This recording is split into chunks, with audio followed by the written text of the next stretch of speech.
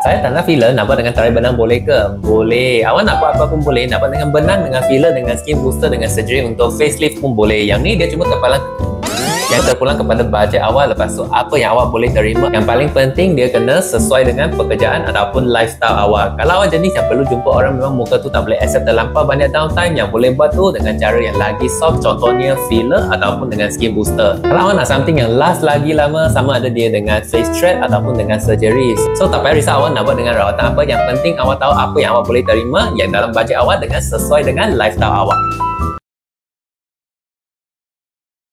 Doktor, which lifting thread is the best? Okay, kalau awak nak tarik muka guna benang, yang awak kena guna tu benang yang ada gigi. Kalau dia cuma mono thread ataupun screw thread yang tak ada gigi tu, biasanya efek dia lebih kepada hasilkan collagen, tak sangat untuk liftingkan muka. Pasal tarik muka, kalau guna benang yang ada gigi tu, awak kena tengok benang tu berapa tebal, lepas tu tanam dekat mana, nombor 3 berapa dalam area yang tanam benang tu. Asal thread yang diguna tu cukup banyak, tempat yang perlu ditarik tu berjaya ditarik, memang result dia akan nampak cantik.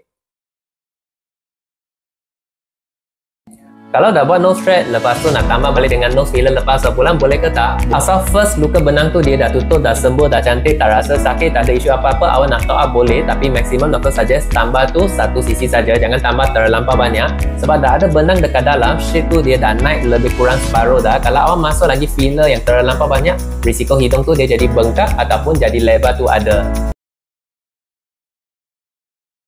Filler bibir bahaya ke?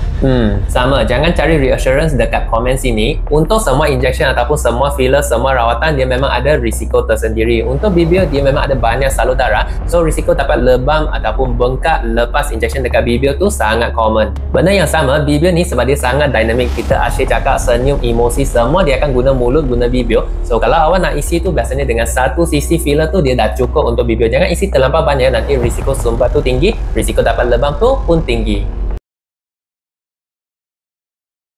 Is it normal to have hypopigmentation after laser? Tak common, sangat tak common. Kalau untuk laser, biasanya yang kita akan dapat tu hyperpigmentation. Hyperpigmentation maksudnya pigment tu banyak, yang ni disebabkan setting laser tu terlampau tinggi, lepas tu dia dah hentam, terlampau panas, badan hasilkan pigment untuk protect kulit kita. Yang ni sama macam awak pergi luar, kena matahari lama, dia dah sunburn, dia akan keluar banyak pigment. Tapi kalau awak nak sampai level hypopigmentation tu, maksudnya setting laser ni dia dah terlampau tinggi, over maximum dah. Yang masa shoot tu, dia terus matikan semua area yang ada sel hasilkan pigment tu.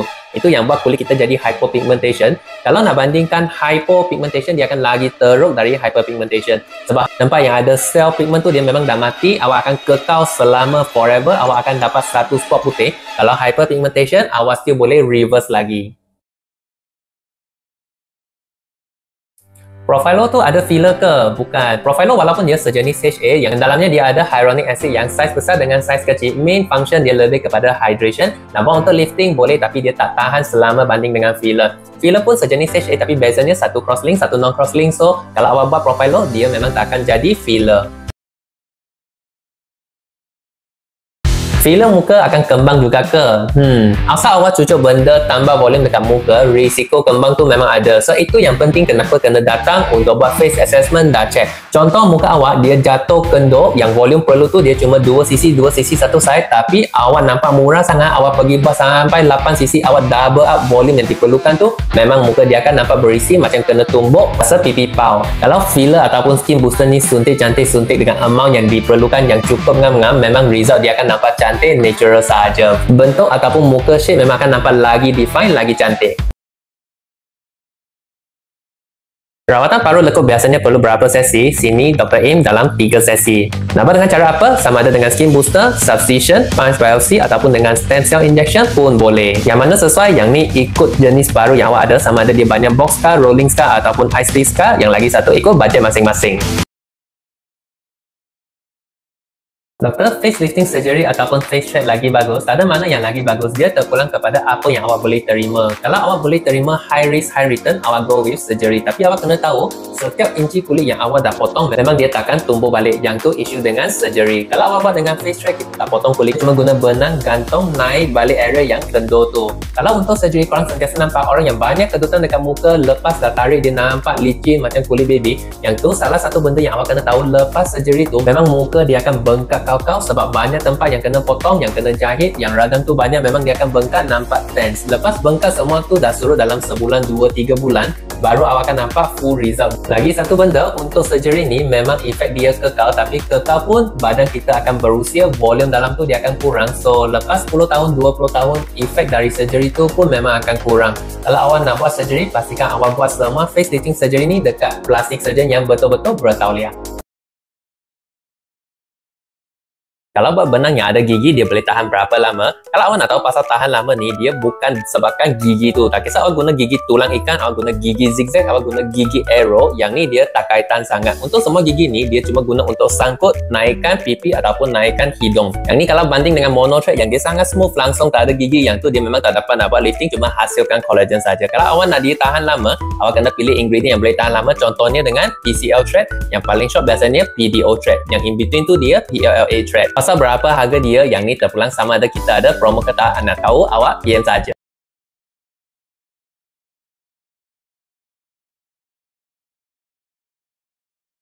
Lebih baik jangan buat dulu kalau nak tambahkan anak. Bukan. Kalau awak nak tambah ke tak nak tambah anak, kalau boleh breast filler ni langsung jangan sentuh. Awak buat tu memang dia nampak cantik, ada isi, dah naik, dah bulat, dah besar. Tapi dalam jangka masa yang lama, semua breast filler ni risiko jadi ketulan tu sangat tinggi. Yang ni akan tambah lagi buruk kalau yang kena masuk tu dah campur dengan silikon ataupun campur dengan minyak. Memang semua filler ni kalau nak buang dia susah nak buang. Kalau yang digunakan tu filler permanent, contohnya silikon filler, cara nak buang tu dia cuma boleh buang dengan operation sahaja.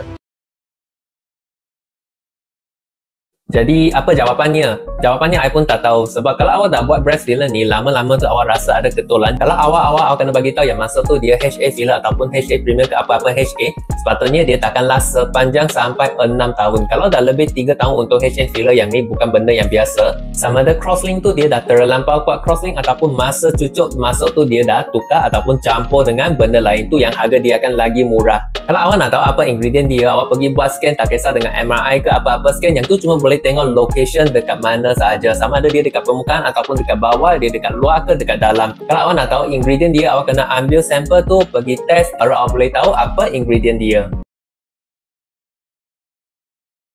Kalau dah buat nose thread, lepas tu nak aktif sukan, boleh ke tak? Contohnya basketball, kalau bola tu terkena dekat hidung tu, apa akan jadi? Okay, kalau awak dah buat apa-apa rawatan yang kena thread ataupun filler, kalau boleh awak kena avoidkan semua sport yang agresif. Sport ni dia ada banyak jenis sport. Kalau awak buat sport yang jenis ada kontak dekat muka ataupun risiko kena muka, contohnya bola, futsal ataupun kickboxing, semua ni, muay thai semua, awak kena elakkan. Kalau tak, masa semua impact tu terkena dekat tempat yang ada letak filler, letak thread tu, memang risiko dapat cedera ataupun sengit ataupun alihkan filler, alihkan thread ada. Tapi banding thread dengan filler, thread ni dia akan lagi lasting, lagi stable banding dengan filler, sebab filler ni dia cuma gel saja dekat area yang kita masukkan, tapi thread tu dia dah sangkut dekat structure tu, so dia akan lagi kuat tahan area tu. Jadi apa jawapannya? Jawapannya I pun tak tahu, sebab kalau awak dah buat breast filler ni, lama-lama tu awak rasa ada ketulan. Kalau awak kena bagi tahu yang masuk tu dia HA filler ataupun HA premium ke apa-apa HA, sepatutnya dia takkan last sepanjang sampai 6 tahun. Kalau dah lebih 3 tahun untuk HA filler, yang ni bukan benda yang biasa. Sama ada crosslink tu dia dah terlampau kuat crosslink, ataupun masa cucuk masuk tu dia dah tukar ataupun campur dengan benda lain, tu yang harga dia akan lagi murah. Kalau awak nak tahu apa ingredient dia, awak pergi buat scan, tak kisah dengan MRI ke apa-apa scan, yang tu cuma boleh tengok location dekat mana sahaja, sama ada dia dekat permukaan ataupun dekat bawah, dia dekat luar ke dekat dalam. Kalau awak nak tahu ingredient dia, awak kena ambil sampel tu, pergi test, baru awak boleh tahu apa ingredient dia.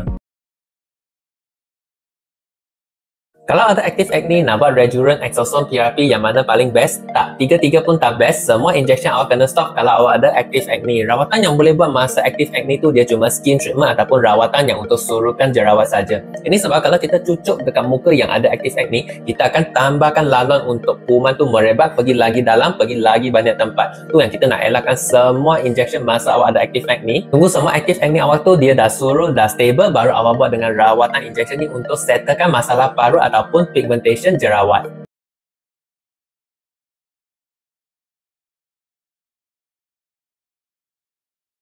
Kalau ada masalah paru jerawat nak guna derma roller boleh ke tak? Boleh, tak ada masalah. Tapi untuk derma roller ni biasanya jarum ataupun dekat roller tu, jarum dia tak terlampau panjang. So yang dia boleh settlekan cuma paru yang sangat surface saja. Contohnya rolling scar yang kecil. Kalau dia sampai box scar ataupun ice pick scar yang sangat dalam, memang tak capai level yang dalam. So awak nak guna derma roller boleh saja, tak ada masalah. Tapi awak kena tahu semua derma roller ni sebab dia dah pecahkan permukaan kulit juga. Jadi aftercare ataupun hygiene untuk muka tu sangat penting. Lepas dah buat derma roller, awak kena jaga skincare awak kena jaga hygiene awak. Kalau dah buat banyak kali derma roller, setiap hari buat 5 kali, dah buat sebulan tak nampak result sangat, maksudnya yang tu semua paru yang lagi dalam. Dia perlu buat dengan rawatan yang boleh settlekan masalah paru dalam.